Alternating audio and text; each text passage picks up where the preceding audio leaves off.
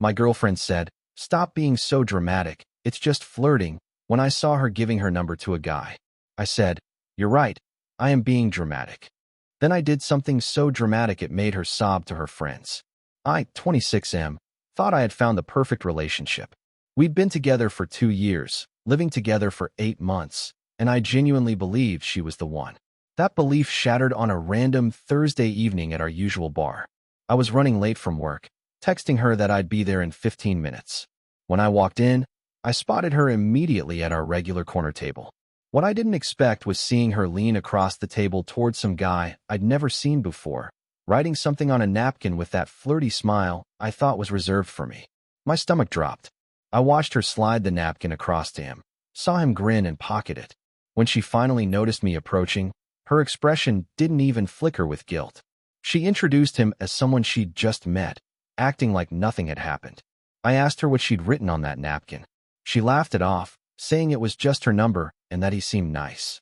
When I told her I wasn't comfortable with her giving out her number to random guys while we were together, she rolled her eyes and delivered the line that would haunt me. She told me to stop being so dramatic, that it was just flirting. The guy left shortly after, probably sensing the tension. I sat there, staring at her, feeling something cold settle in my chest.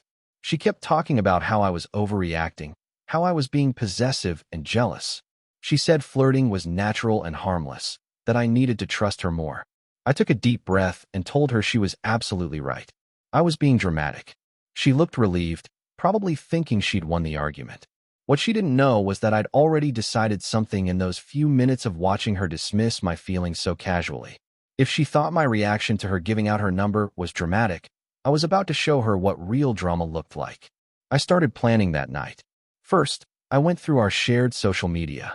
We've been posting couple photos constantly, the kind that made people comment about relationship goals. I downloaded every single one to my phone. Then I started documenting everything else. Screenshots of her posting about our anniversaries, her calling me the love of her life, photos of the promise ring I'd given her that she wore every day. The next morning, I told her I'd been thinking about what she said and that she was right about me being too dramatic. I apologized for my jealousy and suggested we should both feel free to be more social and outgoing. She seemed thrilled by this change in attitude. Over the next few days, I watched her behavior shift. She started staying out later, being more secretive with her phone, and mentioning new male friends she was making. When I'd ask about them, she'd use her new favorite phrase about me being dramatic if I showed any concern. I spent that time meticulously planning. I researched her friend group, particularly her closest girlfriends who she told everything to. I figured out their social media habits, when they posted, what kind of content got the most engagement in their circles. The following weekend, she told me she was going out with her girlfriends. I said that sounded great and that I might hang out with some friends too. What I actually did was create a brand new social media account with a fake name and photos I'd pulled from stock image sites. I made it look like a legitimate profile of an attractive guy in his late 20s. I spent hours crafting the perfect persona. Someone charming but not too smooth, successful but not arrogant, with just enough personal details to seem real but vague enough to avoid scrutiny. I even created a backstory about being new to the city for work. Then I waited. She posted photos from her girls' night out at a trendy downtown bar. I could see exactly where they were sitting from her stories. Using my fake account, I started liking photos of her friends, then gradually moved to commenting thoughtful things on their posts. Within a few days, I had several of them following me back. The genius part was that I never directly contacted her. Instead, I focused on becoming friendly with her social circle first.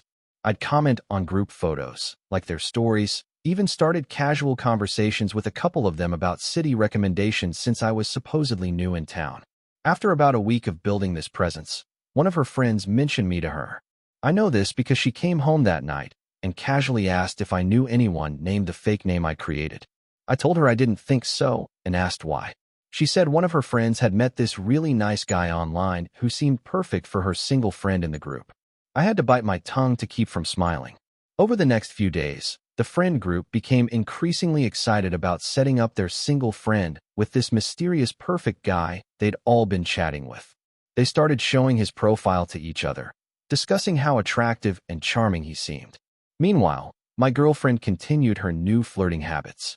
She'd come home late, be secretive about her phone, and whenever I'd express any concern, she'd throw that same line about me being dramatic back at me. The breaking point came when she went out on a Friday night and didn't come home until Saturday afternoon. When I asked where she'd been, she said she'd crashed at her friend's place after drinking too much. But I'd seen her friend's social media stories, and my girlfriend hadn't been in any of them after midnight. When she threw the dramatic accusation at me again after I questioned her story, I knew it was time to execute the final phase of my plan. I messaged her closest friend from my fake account, expressing interest in meeting up. We arranged to meet at a coffee shop that Saturday evening. But instead of showing up as the fake persona, I arrived as myself and sat a few tables away with a clear view of the entrance. Her friend waited for over an hour, texting frantically with the fake account. I apologized through messages, saying I'd had a family emergency and had to leave town suddenly. I watched her disappointment in real time. But that was just the setup. Sunday evening, I called her friend group together for what I told them was an important revelation about the guy they'd all been talking to. I revealed that their perfect online friend had actually been me the entire time, documenting their conversations and interactions. I showed them screenshots of everything, how easily I'd infiltrated their circle, how readily they'd shared personal information with a complete stranger, how they'd been planning to set up their friend with someone who didn't exist. But the real bombshell was what I revealed about my girlfriend. I'd been tracking her location through our shared family plan, cross-referencing it with her stories and lies. I had timestamps showing she'd been at various guys' apartments on nights she claimed to be with friends. I had screenshots of flirty comments she'd been leaving on other men's photos, messages I'd found when she left her laptop open. I presented it all like a detective's case file, showing how she'd been systematically lying to me while calling me dramatic for expressing basic relationship concerns. Her friends were devastated.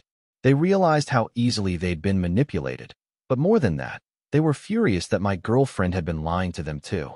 She'd been using them as alibis for her cheating while making them feel bad for not defending her when I'd expressed concerns. The confrontation that followed was nuclear. When her friends contacted her about what they'd discovered, she initially tried to deny everything. But I'd been thorough in my documentation.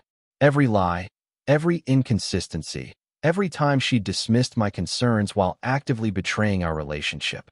She came home that Sunday night in tears, having spent hours on the phone with her friends who were no longer taking her side.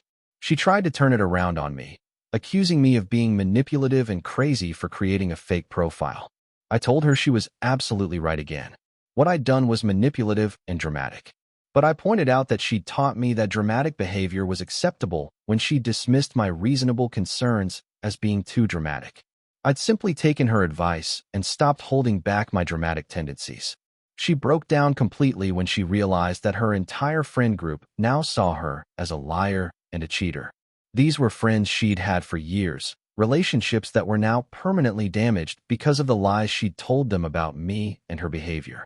The fake profile revelation had shown them how easily they could be deceived, making them question everything she'd ever told them. They felt used and manipulated, especially knowing she'd made them unwitting accomplices in her cheating. Update 1.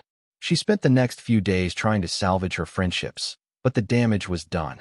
Her friends couldn't trust her anymore, and several of them reached out to me privately to apologize for not believing me when I'd expressed concerns about her behavior. The irony wasn't lost on any of us. She'd called me dramatic for questioning her giving her number to random guys, but she'd been conducting multiple emotional and physical affairs while making her friends lie for her. She moved out that week, staying with one of the few friends who was still speaking to her. Even then, that friend told me later that she'd only offered temporary help and wasn't comfortable with the situation. Update 2. A month later, I heard through mutual friends that she'd been trying to get back into dating, but was struggling. Word had spread through our social circle about what had happened, and guys were wary of getting involved with someone who'd been exposed as a chronic liar and cheater. She'd also apparently tried to reconcile with me multiple times, leaving voicemails where she'd acknowledged her mistakes and promised to change. But she'd still frame it as us both being wrong, saying I'd been too dramatic and she'd been too careless with boundaries. I never responded to any of her attempts at contact. Update 3. 6 months after everything ended, I ran into one of her former friends at a grocery store. She told me that my ex had eventually moved to a different city, supposedly for a job opportunity, but everyone suspected it was really because she couldn't handle the social fallout from what had happened. The friend also mentioned something that struck me as fitting. My ex had apparently told people that I'd ruined her life over something small, that I'd been unable to handle normal relationship challenges, and had responded with disproportionate revenge. She still didn't understand that the issue was never about the flirting itself. It was about her pattern of dismissing my feelings, lying to my face, and using the word dramatic as a weapon to shut down any conversation about boundaries or respect. When someone tells you that your reasonable concerns are too dramatic, they're often preparing you to accept unreasonable behavior. She'd trained me to doubt my own instincts and accept her dismissals of my feelings. So when she told me I was being too dramatic, I decided to show her what dramatic actually looked like. Sometimes the only way to make someone understand the weight of their words is to give them exactly what they're asking for. The relationship ended, her friendships were damaged, and her reputation in our social circle was destroyed. Was it dramatic? Absolutely. Was it proportionate to being called dramatic for expressing basic relationship concerns? That's for others to judge. But I learned something valuable from the experience. When someone consistently dismisses your feelings and calls you dramatic for having standards, they're telling you exactly how much respect they have for you and the relationship. I chose to believe her when she told me I was being dramatic, and I gave her a level of drama that matched her disrespect. Sometimes the most dramatic thing you can do is take someone at their word and show them the logical conclusion of their own behavior. Looking back, I don't regret the elaborate plan or the social media manipulation.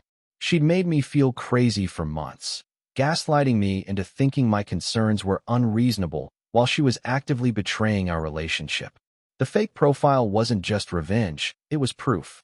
Proof that I wasn't paranoid, that my instincts had been right, and that her friend group was enabling behavior they wouldn't have tolerated if they'd known the full truth.